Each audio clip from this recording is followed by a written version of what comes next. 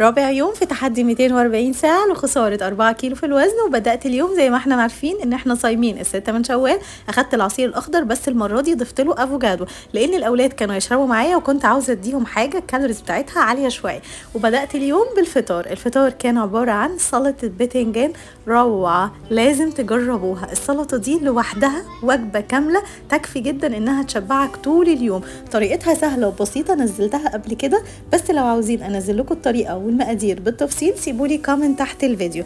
الوجبة دي فيها بتنجان وهو مضاد اكسدة ومضاد التهابات عالي جدا، هيحسن جدا الحرق معانا الفترة الجاية لان احنا طالعين من عيد وتخزين مية عالية في الجسم واحنا محتاجين مصدر لمضادات الاكسدة ومضادات الالتهاب. غنية جدا بالمكسرات والخضروات كتيرة جدا، هتساعدك جدا على انك تشبع فترة طويلة جدا. وعملت لها دب لذيذ جدا، هسيب لكم كمان مكوناته تحت الفيديو. طعمها كان يامي جدا والاولاد حبوها جدا، وخصوصا كمان حبوا طعم الحمص اللي بالبابريكا، طعمه فعلا كان لذيذ جدا. وقدمتها مع سمك بوري مشوي، تقدروا تقدموها مع اي حاجة. وعلى فكرة هي تنفع وجبة عشاء لوحدها، لذيذة جدا ومشبعة. دايما بحب البيت كله يتجمع على سفرة واحدة في الايام العادية او حتى كمان في الويك اند، وعشان كده حضرت البودنج الخطير ده للعشاء. الاولاد عندي بيعشقوه. هتكملوا معانا التحدي ولا تعبتوا خلاص؟